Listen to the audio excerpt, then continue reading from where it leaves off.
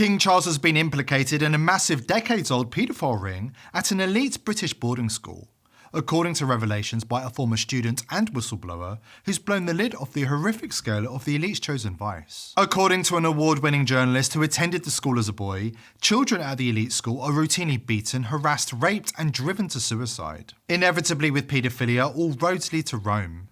In this case, Rome's latest incarnation, the British royal family, who, in the words of the journalists, regularly visit Aldenham School to feed on children. Before we dive in, subscribe to the channel if you haven't already, and join the People's Voice Locals community to join our incredible community, support the channel, and gain access to uncensored content. Chris Stevens is an award-winning journalist who has also excelled in the fields of architecture and design. The man has had a successful life and career, and now he is risking it all to blow the whistle on the corrupt and depraved British royal family. Aldenham School is run by the self-declared worshipful company of Brewers, an ancient and shady group who take young children to initiation ceremonies at Brewers Hall, where, according to Stevens, they are abused and tortured. Brewers Hall in Hertfordshire just so happens to be a stomping ground for King Charles, with reports detailing visits by Charles and his friends Jimmy Savile and Lord Mountbatten. But more on those two later. Charles has been photographed at Brewers Hall in recent times in connection with the boarding school. According to Stevens, who now goes by the name of Phoenix Caspian, the British royal family led by Charles are unable to resist raping anything that smells like a child. Already, one Aldenham teacher has been jailed for his rape of a student, and two others have incriminated themselves by openly gloating about abusing hundreds of children in a career retrospective written in Aldenham School's official magazine. What is going on here, and why has this been allowed to continue for centuries? As Stevens explains, the school is part of the elite's grand traumatic repetition structure, and unfortunately there are similar schools and institutions all over the world.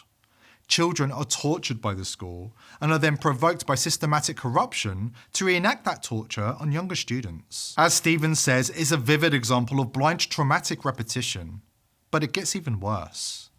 After this quick break, we'll explain why paedophilia is the elite's chosen vice, and what we must do to protect our children from this 9,000-year-old paedophile cult. But first, an important word from our sponsor. Are you interested in reaching a large and growing audience? The People's Voice offers a unique opportunity to promote your brand to an audience of millions of engaged viewers. If you would like to sponsor or advertise on our show, please email sponsor@thepeoplesvoice.tv. As the people of the world rise up against the evils of the global elite, they are becoming increasingly desperate to ensure they stay in control and achieve their goals. According to Charles, we need a vast military-style campaign to usher in the agenda of the WEF. Here we need a vast military-style campaign to marshal the strength of the global private sector, with trillions at its disposal, far beyond global GDP, and with the greatest respect, beyond even the governments of the world's leaders. This should not come as a surprise because Charles has been working to usher in the agenda of the globalists his entire life. He is descended from a long line of European tyrants after all. According to NPR, Prince Charles said during a 2011 interview, "Transylvania is in my blood. The genealogy shows that I'm descended from Vlad the Impaler." In case you need a quick history refresh, during the 1400s, Vlad III, commonly known as Vlad the Impaler or Vlad Dracula, was the Prince of Wallachia, modern-day Romania. According to NBC, his father adopted the last name of Dracul, meaning dragon, which meant Vlad's last name became Dracula, son of the dragon. By all accounts, he was an extremely violent ruler. The genealogy shows that I'm descended from Vlad the Impaler, you see. So I do have a bit of a stake in the country. Britain and the Commonwealth now have a sovereign who's descended from the tyrant who dipped his bread in the blood of his impaled victims. So perhaps it's not surprising that Charles is close friends with the depraved Klaus Schwab, who is cut from the same degenerate cloth as the French Charles is used to keeping. Prince Charles was best friends with Britain's most notorious paedophile Jimmy Savile, regularly hosting him at royal estates and using him as a sounding board for advice. Charles even asked Savile, who raped hundreds of children over the course of decades in the public eye, to write an etiquette guide to be followed by the Queen. King Charles's great-uncle and mentor, Lord Mountbatten, was also accused of raping an 11-year-old boy in a Totorius children's home in the 1970s.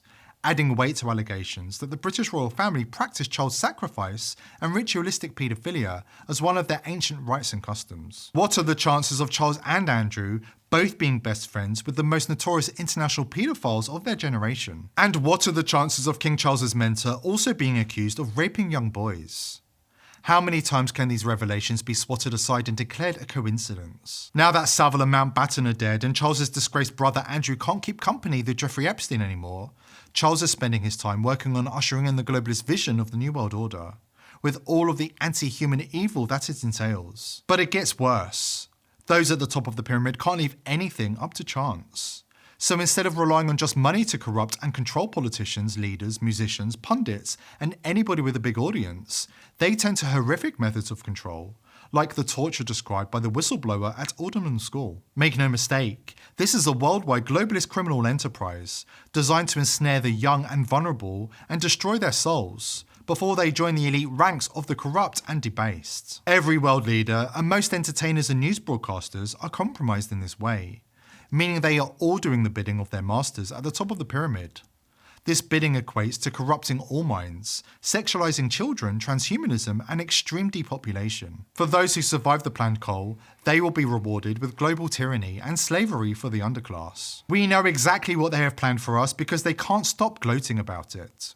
The big political and economic question of the 21st century will be, what do we need humans for? Or at least, what do we need so many humans for? Do you have an answer in the book? At present, the best guess we have is keep them happy with drugs and computer games. We need your help dismantling a 9,000-year-old Satan-worshipping paedophile cult. This evil can't be allowed to continue hiding in plain sight. Here at The People's Voice, we are determined to continue exposing the elite, but we can't do it ourselves. Subscribe to the channel and join the People's Voice Locals community to support the channel, join our amazing team, and gain access to exclusive content. I hope to see you there.